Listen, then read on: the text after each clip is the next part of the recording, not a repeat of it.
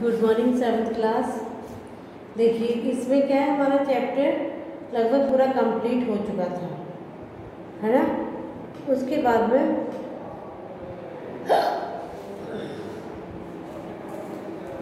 अंक की मैं आपको कुछ पढ़ के बता रही हूँ, तो आप लोग सुनते जाइएगा, फिर लिखवाने के बाद लिखवा दूंगी, है ना। अंग की कोई मात्रा नहीं, आ की कोई मात्रा नहीं होती, किंतु सभी व्यंजन अ स्वर की सहायता से ही बोले जाते हैं। यदि व्यंजन का प्रयोग अ स्वर के बिना करना हो तो उसके नीचे एक तिरछी रेखा यानी हलंत लगा दी जाती है, जिसे हलंत कहते हैं। अ को प्राकृतिक स्वर भी कहा जाता है। ठीक है, आइए दोहराते हैं। वर्णों के व्यवस्थित समूह को वर्णमाला कहा जाता है। वर्णों के 3 भेद होते हैं, स्वर, व्यंजन और अयोगवाह। उच्चारण के आधार पर स्वर के 2 भेद होते हैं, ह्रस्व स्वर और दीर्घ स्वर। अनुस्वार और विसर्ग को अयोगवाह कहते हैं। किसको? अनुस्वार और विसर्ग को अयोगवाह कहते हैं। उच्चारण के आधार पर व्यंजन 3 प्रकार के होते हैं, स्पर्श व्यंजन, अंतःस्थ व्यंजन और ऊष्म व्यंजन।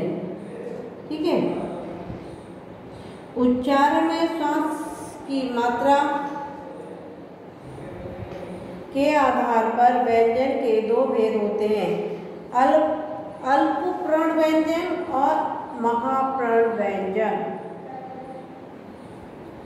अन्य वर्ण, आगत वर्ण, संयुक्त व्यंजन, द्वैत व्यंजन भी व्यंजनों के अन्य प्रकार हैं। स्वर जब व्यंजन से मिलते हैं तो अपना रूप बदल लेते हैं, जिसे हम मात्रा कहते हैं। अब ये क्वेश्चन आंसर है, ये आपको तो मैं नेक्स्ट उस पर कराऊंगी। अभी जो इसकी है फिल इन द ब्लैंक्स, इनको हम आज देखते हैं, यानी कि अभ्यास प्रश्न। क्या देखेंगे? देखिए मैं बोर्ड पे पर लिख देती हूँ।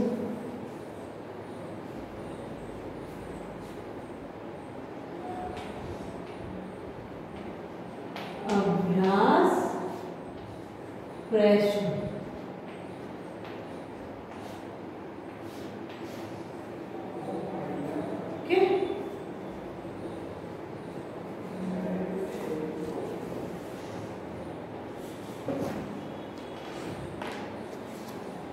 दिए गए वर्णों में स्वर कौन सा है और व्यंजन कौन सा है, सामने लिखिए।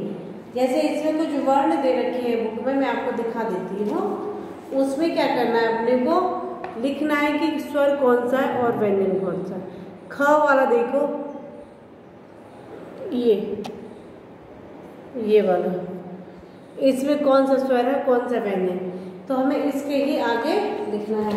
मैं बोलती चली जाती हूँ, आप लोग लिखते चले जाइएगा। मैं क्लास जब ली थी पहले ही मैंने बोला कि भाई पेंसिल, रबड़, इरेजर, शार्पनर सब लेके अपने पास बैठा करो शुरुआत से। अब इसमें स्वर कौन सा है और व्यंजन कौन सा है, यही देखना है। अ वाला जो है, ये है स्वर, और बड़ा ऊ ये भी स्वर, च जो है व्यंजन है,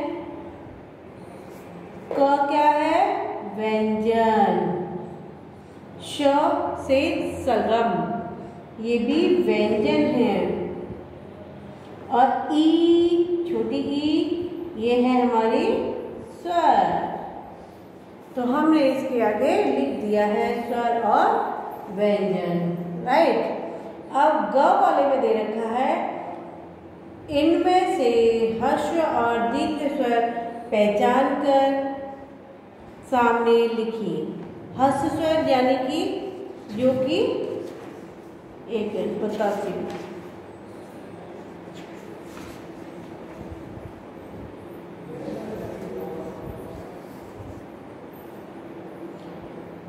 स्वर में कम टाइम लगता है, यानी जिसमें उच्चारण यानी बोलने में कम समय लगे, जैसे कि अ, ई, उ तथा ऋषि। तो अ ये क्या है? ह्रस्व स्वर। अ, ई, छोटी वाली ई,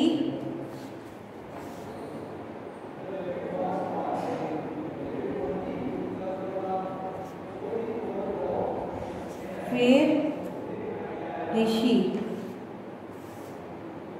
जो ह्रस्व स्वर हैं उनको आप पहले लिख लीजिए, फिर बाकी का मैं भी बोर्ड पर करा दूंगी। अब जो बचे हुए हैं जैसे कि आ, तो ये हो गया दीर्घ स्वर। ऊ, ये भी दीर्घ हो गया, हमें बोलने से पता चल रहा है। ई, ये भी दीर्घ हो गया। आपको इसमें कैसे पहचान करनी है कि भाई जो ह्रस्व स्वर होते हैं उनका उच्चारण करते टाइम कम समय लगता है, और जो दीर्घ स्वर होते हैं उसमें ज़्यादा टाइम लगता है। ज़्यादा यानी जो कि हम खींच के बोलते हैं, जैसे कि आ, ई, बड़ी ई होती है ना, बड़ा ऊ, और जैसे कि छोटा आ तो क्या होता है? अ, ई, ऊ। तो इनको हमें क्या करना पड़ता है? ज़्यादा खींचने का काम नहीं करना पड़ता।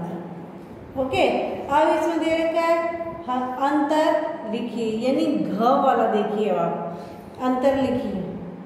इसमें क्या करना है? अंतर लिखना है। ह्रस्व व दीर्घ स्वर में अंतर बताइए, अनुस्वार व अनुनासिक में अंतर बताइए, और स्पर्श व्यंजन और अंतःस्थ व्यंजन में अंतर बताइए। इन तीनों में क्या है? हमको अंतर बताना है। सो प्लीज आप लोग ये HW में कर लीजिएगा। इसको यहाँ डालो HW, घ वाले में, घ से घर वाले में। तो ये HW मैं आपको दिखाती हूँ, आपको अपने से करके लेके आना है। अगर आपसे नहीं होगा तो फिर मैं आपको करा दूंगी। ये देख लीजिए HW डल रहा है ना मेरा, साइड से कॉर्नर में डाल रखा है पेंसिल से सर्किल करके, इस तरीके से। अब है अड़, अड़, ड खाली। क्या है? अड़ खाली।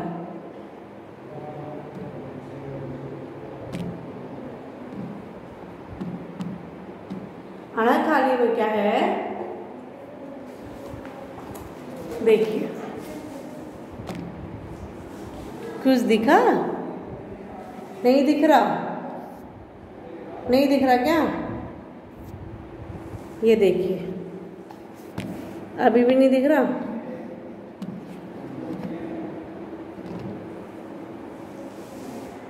अब बोर्ड पे तो आपको दिखने लगा। कोष्टक में से सही शब्द चुनकर रिक्त स्थान भरिए। तो इसमें क्या कह रहा है? अंग को कहते हैं अनुस्वार या विसर्ग, तो इसको कहते हैं अनुस्वार। जो शब्द कंठ से बोले जाते हैं उन्हें कहते हैं कंठ या तालव्य। भाई जो तालव्य के होते हैं जो तलवे से बोले जाते हैं, और ये क्या है? कंठ, यानी कंठ से जो बोले जाते हैं कंठ। वर्ण वह मूल ध्वनि है जिसके और ना किए जा सके टुकड़े या चिन्ह। एक बताओ, टुकड़े या चिन्ह? टुकड़े, ठीक है। स्वरों के बदले हुए रूप को कहते हैं क्या? मात्रा। भाई स्वर का जो रूप होता है वो बदल के मात्रा में कन्वर्ट हो जाता है, ठीक है। सभी व्यंजनों की सहायता से बोले जाते हैं क्या? इसमें होना चाहिए सभी स्वरों की सहायता से बोले जाते हैं व्यंजन। सभी व्यंजनों की सहायता से क्या बोला जाता है स्वर? वेट। देखिए, जिन वर्णों को के उच्चारण में स्वरों की सहायता ली जाती है उन्हें व्यंजन कहते हैं। व्यंजनों के उच्चारण वायु मुख से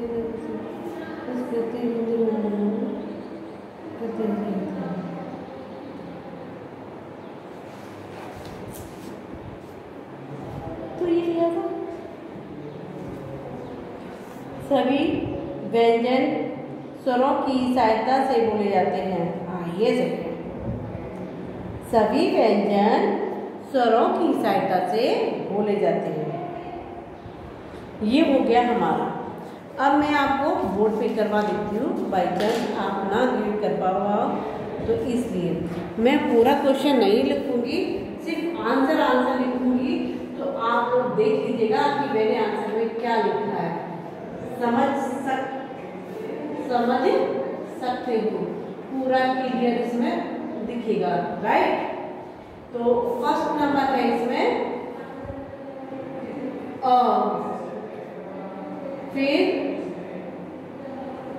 थर्ड नंबर ऊ, फिर 5 नंबर च,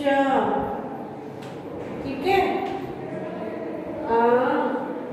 ये स्वर है, ये भी स्वर है और ये है व्यंजन, ठीक। फिर सेकंड नंबर देखिए, क 4 6 श और ये पी, ये है व्यंजन।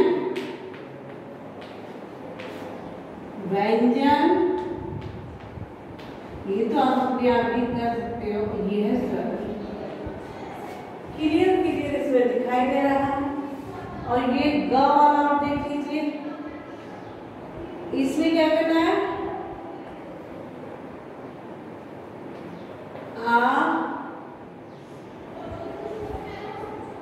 ऋषि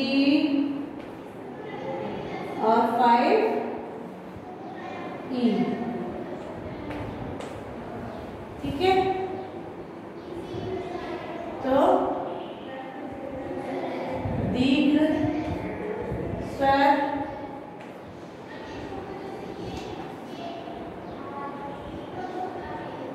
हर्ष स्वर,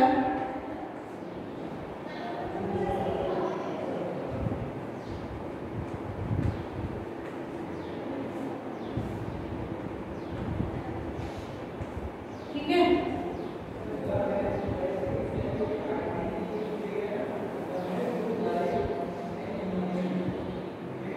सेकंड 4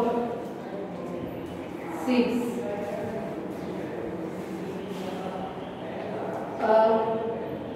उ ई, ये है हर्ष स्वर।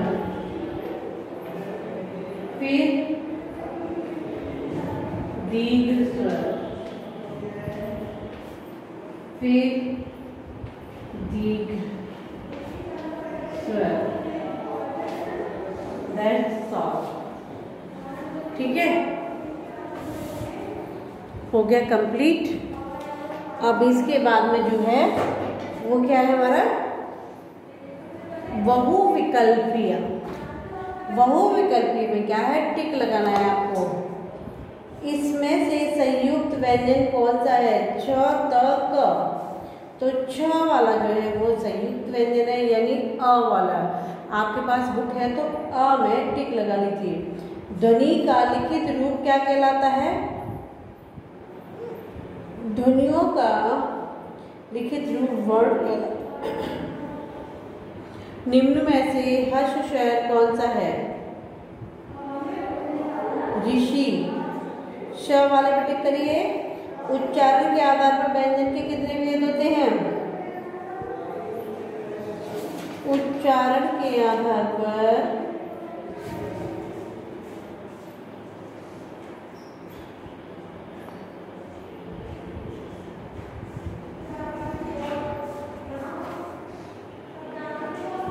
1 2 3 3। ओके, चलिए डन कर लीजिएगा। Bye, take care.